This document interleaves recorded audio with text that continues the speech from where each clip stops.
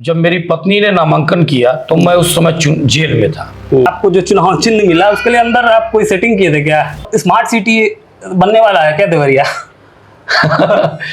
नमस्कार दोस्तों, मैं करण त्रिपाठी आपका स्वागत करता हूं द देवरिया डायलॉग के शो में। आज हम बात करेंगे देवरिया नगर की। जैसा कि हमने अपने पिछले एपिसोड में आचार्य परमेश्वर जोशी जी से एक देवरिया के अतीत से जुड़ी हुई 4 संस्थाओं के बारे में हमने बात की थी। उसमें वो चारों संस्थाएं आज अपना शताब्दी वर्ष मना चुकी हैं। तो अतीत से अब हम वर्तमान में आना चाह रहे थे, तो हमने सोचा कि किससे बात की जाए, वर्तमान की और भविष्य की। तो देवरिया में एक चेहरा है जिससे हम वर्तमान और भविष्य, एक युवा चेहरा जो कि जिसके पास कोई विरासत नहीं थी और वो अपने दम पे युवाओं के बीच में एक मजबूत स्थिति बनाए। तो आज हम मिलते हैं, हमारे मेहमान हैं श्री अमित मोदनवाल जी। नमस्कार सर। नमस्कार। नमस्कार सभी दर्शकों। हम लोग देवरिया नगर की बात करने आए थे। तो देवरिया नगर में जैसे कि आप राजनीतिक सफर में शुरुआत, जैसा हम लोग सुनते हैं कि हिंदू युवा वाहिनी से आपकी शुरुआत हुई थी, तो आपकी राजनीतिक शुरुआत हुई यहाँ पे सन 2001 में जी। यहाँ पे हिंदू युवा वाहिनी की गठन के लिए चर्चा हुई जी। तो सबसे पहले 2 बैठकें हुई। तो उन बैठकों से किसी ने मुझे बुलाया, हम लोग वहाँ पहुँचे और उसी से मेरा राजनीतिक कैरियर शुरू हुआ। एक संगठन से जुड़ के एक हिंदुत्व की विचारधारा को लेके हम लोग वहाँ पे जुड़े जी जी योगी आदित्यनाथ जी महाराज से जी जी। और सन 2001 से वही हमारी शुरुआत हुई हिंदू युवा वाहिनी में। और फिर हम लोग कर्म करते चले गए, कार्य करते चले गए और फिर आगे एक राजनीतिक सफर की शुरुआत हो गई। उस समय हमारे बगल के एक मोहल्ले से बहुत लोग परेशान रहा करते थे, हमारे निवास के जस्ट बगल के मोहल्ले थे। तो हम लोगों ने एक 10-12 लड़कों की टीम बनाई और फिर एक हिंदू युवा वाहिनी संगठन से जुड़ गए हम लोग और फिर वही संगठन में जुड़ गए और फिर राजनीतिक दौर शुरू हो गया। और कब हम लोग राजनीति में, हम लोग तो केवल एक आए कि सामाजिक काम कर सके, लोगों की सेवा कर सके और वो दौर आगे बढ़ता चला गया। फिर हम लोग काम करते गए और आगे बढ़ते चले गए और वहीं से मेरी राजनीतिक शुरुआत हुई और वहीं पे आगे फिर चल के फिर व्यापारियों की भी समस्या मिली, फिर व्यापार मंडल में भी मैं जुड़ा। फिर सन 2014 में कलराज मिश्रा जी जब यहाँ पे आए थे लोकसभा चुनाव लड़ने, तो संगठन की ओर से निर्देश मिला कि चुनाव में लगना। उसके बाद हम लोग भारतीय जनता पार्टी के भी साथ लग गए और तन मन धन से हर स्तर से माननीय कलराज मिश्रा जी के चुनाव में हम लोग लगे रहे और फिर वहीं से भाजपा का भी हम लोगों ने सफर शुरू किया और आगे जो चलता चला गया। जहाँ भी दलों को जरूरत रहती थी, जहाँ संघर्ष की बात होती थी, जहाँ लोगों की दिक्कतों की बात होती थी, तो आम जन जब भी हम लोगों को बुलाया है हम लोग पहुंचे जी। और यही हमारी राजनीतिक करियर की शुरुआत है। जैसा कि भारतीय जनता पार्टी में एक सिद्धांत लोग देते हैं अंत्योदय का, तो अंत्योदय के सिद्धांत की अगर बात की जाए तो सबसे ज्यादा पालन तो यही करते हैं कि जैसे कि ई रिक्शा हुआ या सब्जी मंडी के व्यापारी हुए, वो सारे इनसे जुड़े हैं। तो अंत्योदय की बात को ये सफल करके दिखाते हैं। तो आज हम आपके हिसाब से देवरिया की मुख्य समस्याएं क्या दिखती हैं आज? देखिए, देवरिया की जो मुख्य समस्या, हाँ, अगर आप शहर की पूछना चाहेंगे जी, तो शहर का एक नागरिक कुछ ही मुख्य चीजों को चाहता है जी। वो किन चीजों को चाहता है? वो सड़क चाहता है, वो नाली चाहता है, जो नाली उसके पानी निकल जाए जी, वो बिजली चाहता है जी, और वो पानी चाहता है। ये 4 प्रमुख मुद्दे हैं और शहरवासी घर हर चीजों की व्यवस्था हो जाती है जी। वो जब सड़क बढ़िया नहीं पाएगा, वो जब अपने घर के जल की निकासी सही से नहीं कर पाएगा जी जी, नाली की, और जब उसे बिजली नहीं मिल पाएगी, ठीक है जी जी, और पीने के लिए जल ठीक से नहीं मिल पाएगा, तो फिर आप सोच सकते हैं कि इसके बिना शहर नहीं चल सकता। नहीं चल पाएगा जी। यही मूलभूत सुविधा है, हर आदमी की प्रथम प्राथमिकता यही 4 चीजें होती है। अच्छा, ये हम लोगों ने भी समय समय पे हम लोग भी सर्वे करते रहते हैं, तो हम लोग भी एक बार सर्वे किए थे, तो उसमें ट्रैफिक की समस्याओं को दिखा रहा था, लोगों ने उसको वोट किया था, तो उसमें ट्रैफिक की समस्या को बहुत, तो ट्रैफिक को लेके जैसे यहाँ शहर पे जी, जब से देवरिया नगर बना है जी, सन 1901 से यहाँ स्टार्ट हुआ जी, नगर और 1930 में ये नगर पंचायत बना फिर जी जी, और उसके बाद आगे पालिका बना। आज तक किसी ने शहर के ट्रैफिक पे बड़े विचारणीय काम नहीं किया कि हाँ इस समस्या को जड़ से कैसे खत्म किया जड़ से कैसे करें। आज भी आप देख लीजिए कहीं पार्किंग की व्यवस्था, एक कोरम पूरा किया जाता है। आज कोरम के नाम पे डीएम साहब के बंगले के पीछे एक पार्किंग की व्यवस्था दी गई और आप चले जाइए तो वहां एक दो सरकारी गाड़ियों को छोड़ के कोई गाड़ी खड़ी हो तो आप हमें बताइए शहर की पार्किंग की। आज मॉल बन रहे हैं, डॉक्टरों के आप देख रहे होंगे बड़े बड़े हॉस्पिटल बन रहे हैं, बिल्कुल बिल्कुल। पार्किंग की व्यवस्था कहाँ है? छोटे व्यक्ति को, छोटे दुकानदारों को तो प्रताड़ित कर दिया जा रहा है। अभी कुछ दिनों पहले हमारी एसडीएम महोदय आई थी और दुकानों के आगे जो भी गाड़ियां खड़ी थी सबका चालान करते चली गई। उस समय भी हम लोगों ने कहा था कि आप पार्किंग की व्यवस्था दीजिए। दुकानदार जब आएगा, व्यापारी अपनी दुकान खोलेगा तो अपने दुकान के सामने ही गाड़ी खड़ा करेगा और ग्राहक आएगा तो वो भी खड़ा करेगा। या तो कोई बढ़िया पार्किंग की जगह दीजिए शहर के अंदर। बिल्कुल जी। जैसे अभी वहां पे दे दिया गया, उधर किनारे है, ना कोई जागरूकता है ना कहीं है और ट्रैफिक बढ़ रही है, जनसंख्या हमारी बढ़ती जा रही है। आज नगर पालिका के वोटर पहले 70,000 करीब होते, आज वो 3 लाख के समथिंग, केवल वोटरों की बात कर रहा हूँ। 2 लाख से अभी तो हमारी जनगणना के हिसाब से वोटरों की संख्या कम दर्शाई जा रही है, लेकिन वो बढ़ चुके हैं। आप हर जगह जाइए, चारों ओर जाइए, बढ़ के देखिए, व्यवस्थाओं को देखिए। जब शहर की आबादी बढ़ रही है, संख्या बढ़ रही है, तो पार्किंग की व्यवस्था जरूर होनी चाहिए। बड़े मॉल बन रहे हैं, कहीं ना कहीं अधिकारियों की मनमानी है कि नेता भी फोन करते हैं तो जब वो कुछ पा जाते हैं, समझ ही सकते हैं, तो सारी व्यवस्थाएं उनके लिए ठीक हो जाती है जी। तो पार्किंग पे जब तक जनप्रतिनिधि बैठ के और शहर के सम्मानित लोग, ऐसे लोग जो समस्या को जानते हैं, उस समस्या को हल करा सकते हैं। जैसे आप गाड़ी वालों को, ई रिक्शा वालों को ही और फुटपाथ पे जो चलने वाले ठेले वाले हैं, इन सबको संयुक्त तो बैठा के और सारे जनप्रतिनिधि अगर मन से बैठ के काम करें तो मेरा मानना है कि ट्रैफिक की समस्या देवरिया शहर से समाप्त हो सकती है। अच्छा, एक चीज एक हम आपको बीच में टोक रहे हैं, ये ई रिक्शा को लेके अक्सर लोग, कई लोगों कहते हैं कि एक जाम की समस्या का कारण ई रिक्शा भी हो, तो वो उसको आप किस तरह देखते हैं? जैसे बेरोजगारी इतनी चरम पे रही है जी, पहले लोग रिक्शा नहीं चला सकते थे जी, तो फिर बीच में ई रिक्शा आया जी, और जब ई रिक्शा आया तो ऐसे मध्यम परिवार के लोग जिनकी आर्थिक स्थिति टूट गई और लेकिन एकदम लोअर नहीं जा सकते थे, उन सब ने, पढ़े लिखे लोग ई रिक्शा पकड़ लिए और आमदनी आने लगी। जी जी। और जब उसका देखा जाए कि जब बढ़ने लगा, लोगों को लगा कि ई रिक्शा पे हम चल सकते हैं, जी जी, हम एकदम नीचे नहीं जाएंगे तो लोअर मध्यम में आ सकते हैं। तो अच्छे अच्छे परिवार के लोगों ने, जो आर्थिक स्थिति टूट गई थी, ई रिक्शा लेना शुरू किया, चलाना शुरू किया। आज रोजगार का कोई बढ़िया उपाय यहाँ नहीं दिख पा रहा है तो लोग ई रिक्शा चला रहे हैं और इतनी संख्या ज्यादा बढ़ गई है। बाहर के भी एरियो से, सलेमपुर से, भटनी से, उधर से भी लोग आपके इधर बताते हैं बरियारपुर के आगे से भी सब आगे शहर में चला रहे हैं ई रिक्शा, क्योंकि सवारी मिल रही है। तो यहाँ पे इसी के कारण संख्या ई रिक्शे की बहुत ज्यादा, हमको लगता है इस समय 25,000 से ऊपर ई रिक्शे की संख्या हो गई है। अच्छा, हाँ, तो शहर में जाम लगना ही है और कोई नगर पालिका के द्वारा ई रिक्शा से, ई रिक्शा और जो टेम्पू चलते हैं, एक पार्किंग जगह कि कहाँ पे गाड़ी खड़ी होगी, कहाँ से सवारी उतरेगी और कहाँ से बैठाई जाएगी, इसकी कोई योजना नहीं है उनकी। वो केवल टैक्स लेने के लिए। आप जब टैक्स ले रहे हैं तो उसकी सुविधा भी दीजिए, बिल्कुल, कि एक बनाइए, मानक बनाइए कि ई रिक्शा चलेगा तो किधर चलेगा। अभी मैंने ई रिक्शा वालों की बैठक की थी और मैंने उन्हें समझाया कि कई ऐसे भी उसमें लोग आ गए हैं, कई नौजवान आ गए हैं जो नशा करते हैं। मेरे प्रशासन से भी अनुरोध है, मैंने रिक्शा वालों से भी कहा कि जो नशे में चले उसके ऊपर कार्रवाई करिए, जो नियम के खिलाफ जाए और उल्लंघन करता हो प्रशासन, इसका ट्रैफिक के नियमों का उल्लंघन करता है, उस पर कार्रवाई होनी चाहिए। और ये रिक्शा वाले भी तैयार हैं, उनका ये कहना है कि हम तो नियम से चल रहे हैं, लेकिन कुछ ऐसे आ गए हैं जिनके पास डीजल नहीं होता है और बैठ गए हैं 350 रुपए पे भाड़े पे। आज ई रिक्शा उपलब्ध है, दिन भर कोई भी लड़का आ रहा है, चला रहा है, 350 रुपया जो ई रिक्शा चालक मालिक लोग हैं उनको दे देता है जी। तो जब तक इसके लिए बैठ के समुचित नहीं होगा, अधिकारी बैठेंगे नहीं। मैंने एक बार कहा भी, टीएसआई को भी बुलाया, टीएसआई ने मना कर दिया आने से।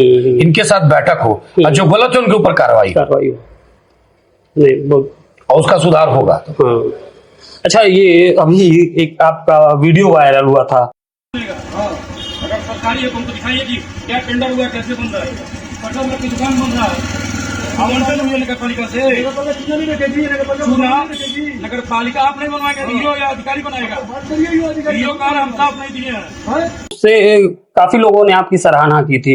ये क्या, ये पुल के नीचे दुकान बनने का कोई प्रकरण था, तो वो क्या मैटर था? जैसे मालवीय रोड पुल के नीचे जी कुछ दिनों से निर्माण चल रहा था, हाँ तो वहाँ के अगल बगल के लोगों ने पूछा, वहाँ के स्थानीय सभासद ने कहा कि चूना रखने के लिए जगह बनाई जा रही है। अच्छा और फिर वो उसने छोटा काम कराया और फिर अचानक निर्माण कराते कराते बीम उम ढालने लगा, पूरा ऊपर तक वो बना दिया। जी जी तो वहाँ के लोगों ने हमको भी बोला और सदर विधायक जी को भी सूचना मिली। सदर विधायक जी को मैं धन्यवाद दूंगा, उन्होंने बहुत ही पहल की इसमें। हम लोग वहाँ पहुंचे, वहाँ पे हमने पूछा कि कोई नगर पालिका से टेंडर है या नगर पालिका के द्वारा निर्माण कराया जा रहा है। तो उन्होंने कहा नहीं, चेयरमैन साहब ने कहा है। और देखिए कागज दिखाया उन्होंने, इसमें उन्होंने एक एप्लीकेशन लिखा था कि कूड़ा रखना, चूना और बेलचा रखने के लिए जगह बनाई जाए, और उसमें शायद चेयरमैन ने मार्क किया था, क्या लिखा था, दिखाया इसी से कि हम बनवाने के लिए कहा है। हमने कहा है अगर बनवाने की भी बात है तो नगर पालिका बनाएगी, कार्यदायी संस्था है। आप कौन है, आपको कोई टेंडर मिला है? तो कहीं कुछ दिखा नहीं पाए।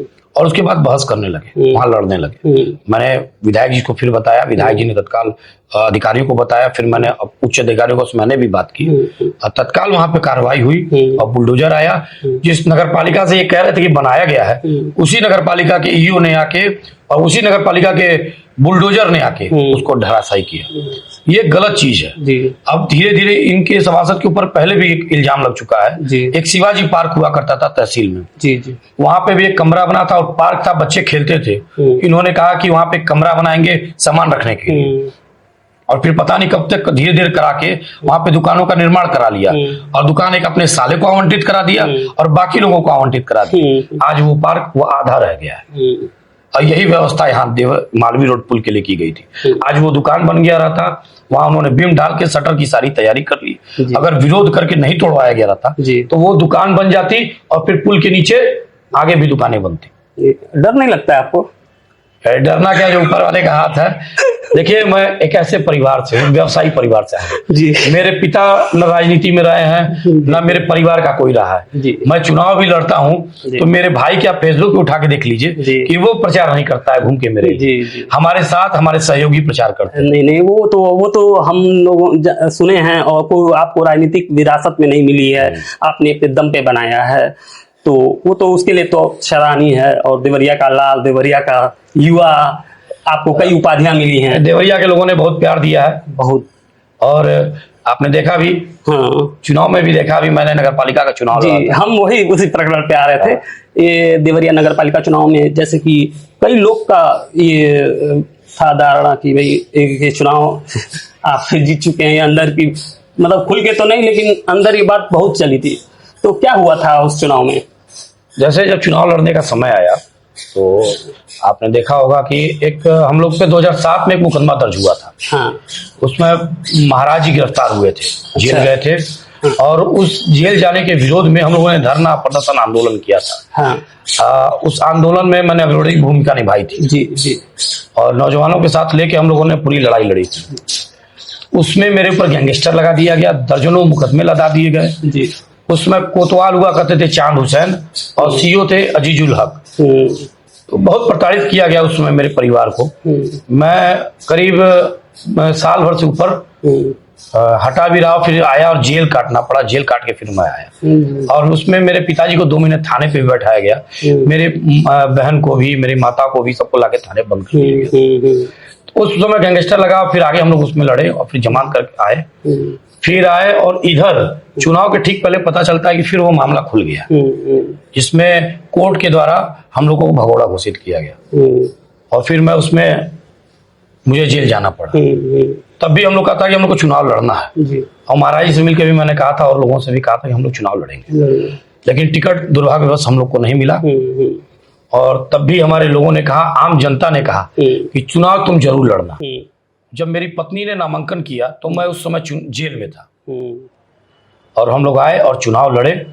और ये चुनाव अमित मोदनवाल नहीं लड़ रहा था, क्योंकि ना अमित मोदनवाल के पास पैसा था, ना इतना वो था कि बहुत इतना बड़ा चुनाव लड़े, ये देवरिया की आम जनता चुनाव लड़ रही थी। जी। और आप किसी भी आम जनता से पूछ लीजिए कि चुनाव कौन जीता है तो सभी आपको बता देंगे। इसके लिए आपको किसी परीक्षण नहीं पूछना पड़ेगा। जी जी। और सत्ता का प्रभाव क्या होता है, जी। हमारे ई रिक्शा वालों को सबको चालान कर दिया गया, 2500 ई रिक्शा कोतवाली में बैठा दिए गए। जी। जो ठेले वाले, गरीब ठेले वाले मेरा हैंडबिल बांटते थे, उनके ठेले उठा के पुलिस लाइन में बैठा दिए गए। अच्छा, ये आपको जो चुनाव चिन्ह मिला उसके लिए अंदर आप कोई सेटिंग किए थे क्या?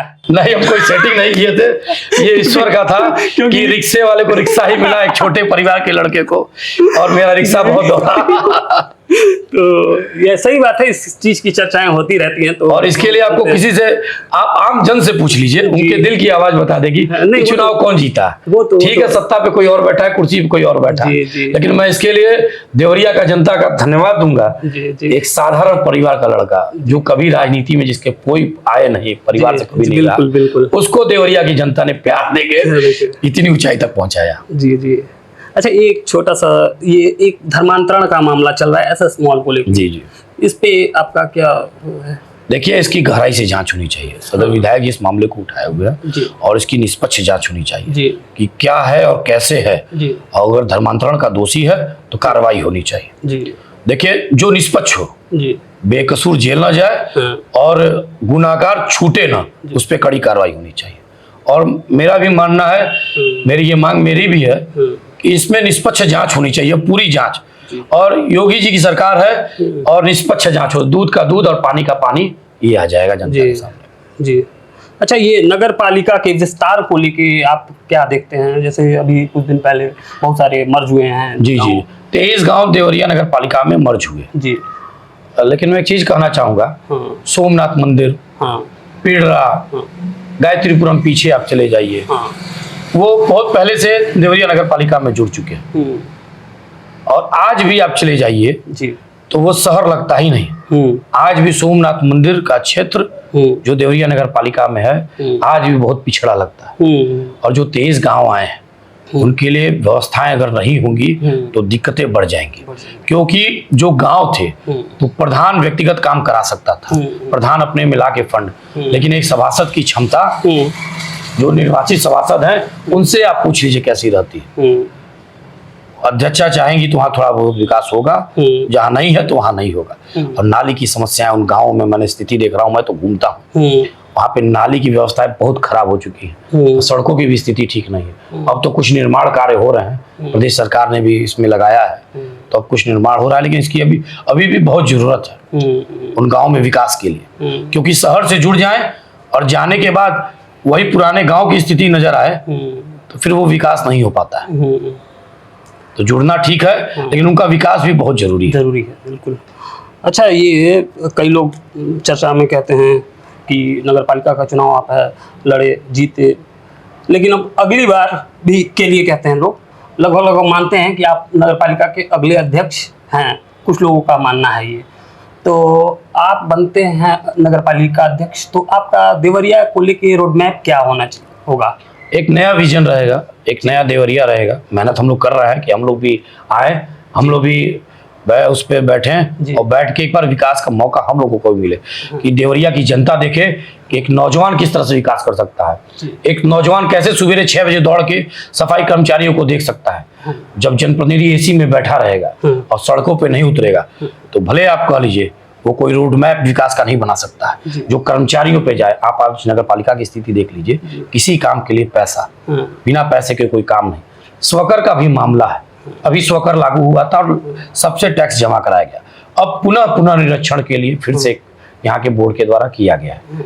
आम आदमी को प्रताड़ित न किया जाए, स्वकर के नाम पे वो भी न किया जाए जी। और हमारा ये रहेगा कि जो मूलभूत सुविधाएं हैं जी, हम लोग उसके लिए हमेशा लड़ेंगे, पद पे रहे चाहे न रहे। आप देखते होंगे नाली और सड़क के लिए हम लोग हमेशा लड़ते हैं जी। और सड़क पे आंदोलन भी करना होता है। तो भले हमारी अपनी ही सरकार रहती है, लेकिन जहाँ गलत होगा उसकी आवाज हम उठाएंगे। और एक देवरिया को मेरा विकास संकल्प है, आना या ना आना तो वो तो ऊपर की अलग बात है, भविष्य की बात है, लेकिन जहां भी विकास की बात होगी हम हर कदम पे किसी के भी साथ खड़े हैं। और जहां विकास अवरोध होगा तो हम सड़क पर लड़ने के लिए भी तैयार हैं। नहीं, बहुत अच्छा लगा आपसे बात करके। और एक मतलब स्मार्ट सिटी बनने वाला है क्या देवरिया? बन जाए तो बहुत मेरी शुभकामना है, स्मार्ट सिटी बने और लोग जब घर से निकलें तो गड्ढों में ना गिरें, अच्छी सड़क पे चलें। घर का पानी के लिए अभी आप चले जाइए तो कई जगह ऐसे कि नालियों का पता नहीं है और लोग नालियाँ खोज रहे हैं। जी। तो इसको हो नालियाँ बन जाए, मूलभूत सुविधाएं मिल जाएं। और जब तक आप लोगों को सड़क नहीं दे सकते हैं कि हर गली में सड़क बढ़िया हो, हर घर के बाहर नाली हो, कि घर में जो गंदा पानी निकलता है उसका निकास बढ़िया से हो जाए। आप अभी देख लीजिए रुद्रपुर मोड़ से बेलडांड मोड़ तक नाली बनाई गई, कई करोड़ का प्रोजेक्ट रहा, काम रहा। और फिर बेलडांड मोड़ पे पानी लग रहा था और वहां के लोग हमारे पास आए और कहे कि नरक हो गया है हम लोग का रहना। मैं उन लोगों के साथ सांसद जी से भी मिला, विधायक जी से भी मिला, जिलाधिकारी से भी मिला और एक पहल की तो नगर पालिका की सफाई चालू हुई और लोगों ने बताया 6 से 7 साल नाला बने हुए हो गया नाली में और पहली बार 7 साल में जब सफाई बन रही है, जब 7 साल में पहली बार सफाई होगी तो कैसे आप स्मार्ट सिटी की बात करेंगे? जी। आप घूम लीजिए बाइक उठा के, बिना हिचकोले खाए आप लगातार चल जाइए, आप स्मार्ट सिटी कह दीजिए। मेरे अपने जनप्रतिनिधियों से, सांसद जी का भी एक विजन है, हमारे विधायक जी का भी एक नया विजन है। आप दोनों अग्रसित हैं और विकास के बारे में सोचते हैं तो मेरा आप दोनों से अनुरोध है कि आप देवरिया शहर पे भी ध्यान दीजिए, क्योंकि आप दोनों के बिना ध्यान दिए आगे नहीं हो पाएगा। क्योंकि जनता आप देख चुकी है, जनता बहुत त्रस्त है और आप लोगों को आगे बढ़ के पहल करनी पड़ेगी और ये भी पहल करनी पड़ेगी, भले मैं आऊं ना आऊं लेकिन नौजवान आगे बढ़े कि देवरिया को वास्तविक स्मार्ट सिटी में ला सके, केवल कागजों में नहीं। अच्छा, युवाओं को कैसे जोड़ें आप? इतने युवा आपके लिए लड़ जाते हैं। युवाओं के लिए मैं चलता हूं और उनका प्यार मिलता है और मैं खुद नौजवान हूं, युवा हूं भाई। हाँ, ये तो मैं युवाओं के साथ रहता हूं। कई जगह लोग कहते हैं कि इसके साथ केवल नौजवान रहते हैं। हाँ, तो नौजवान ही क्रांति करते हैं। देश की आजादी में भी नौजवानों ने ही अपना अग्रणी भूमिका निभाई थी और भगत सिंह जब हंसते हंसते फांसी पे चढ़े थे तो उनकी भी उम्र पता कर लीजिएगा, वो बुजुर्ग नहीं थे। अरे यहाँ तो 45, 50, 60 वर्ष तक के लोग अपने आप को युवा दिखाते हैं। तो समाज सेवी दिखाते हैं। नहीं, समाज सेवी दिखना चाहिए लेकिन काम भी करना चाहिए। हाँ। केवल आज का नया ट्रेंड हो गया है, केवल हम फेसबुक पे और ट्विटर पे ही नजर आएंगे और रील में ही युवा बनेंगे। हम लोग 2000 से राजनीति 2001 से शुरुआत किए और हम लोग सड़कों पे, तब ये फेसबुक और रील वाला सिस्टम नहीं था। हम लोग सड़क पे ही उतरते थे, सड़क पे लड़ते थे और धरना प्रदर्शन आंदोलन, कई सड़कों पे हम लोगों ने धान रोपा है और धान रोपने के बाद सड़कों का निर्माण हुआ है। उन्हीं सड़कों पे हम लोग सड़क पे बैठे हैं और तब जाके सड़कें बनती थी और पेपरों में छपता था, तब लोग पढ़ के जानते थे। तब ये नहीं कि हम रील पे आए और केवल 10 मिनट बैठे उठ के चल दिए और बन गया रील। तो और नौजवानों से भी अपील है कि जब तक आप गलत के खिलाफत नहीं करेंगे, गलत के खिलाफ आप आवाज नहीं उठाएंगे, तब तक संशोधन नहीं होना है, सुधार नहीं होना है। और मेरी अपने देवरिया के नौजवानों से अपील है कि आप लोगों ने तो क्रांति करके दिखा चुके हैं। आपने मेरे जैसे छोटे व्यक्ति के चुनाव में देवरिया का हर नौजवान लगा था और ऐसे ही जहां गलत हो, जहां मैं भी गलत हूं, उसके खिलाफ भी आवाज उठनी चाहिए। और मेरी देवरिया के नौजवानों से आप ही के चैनल के माध्यम से अपील है कि गुलामी की जंजीर टूटनी नहीं चाहिए जी। और ये होना चाहिए और आपको गलत के खिलाफ निकलना चाहिए। अभी जैसे आपने मालवीय रोड पुल के ही बारे में बात किया, 4 दिन से निर्माण चल रहा था, कोई नहीं बोल रहा था जी। लेकिन हमारे एक बुजुर्ग नौजवान ने वहां पे आवाज उठाई, उन्होंने हमको जानकारी दी, विधायक जी को भी दी और विधायक जी भी अग्रेसिव, विधायक जी ने भी तुरंत उस पर कार्रवाई के लिए खड़े हुए। हम लोग वहां पे लड़ाई लड़े, तब जाके वो गलत टूटा। आज सुन रहे हैं कि चेयरमैन साहब कह रही हैं कि उनकी बड़ी बेइज्जती हुई और हम फिर से निर्माण कराएंगे। तो नियम के तहत निर्माण हो, हमको कोई आपत्ति नहीं, लेकिन गलत निर्माण ना हो, बस। चलिए, हम चाहेंगे कि जल्द ही आप आएँ और युवा सिटी बने, स्मार्ट सिटी बने ये देवरिया। तो आज की इस चर्चा को हम यही समाप्त करते हैं और फिर अगले एपिसोड में नए विषय के साथ मिलेंगे। तब तक के लिए नमस्कार।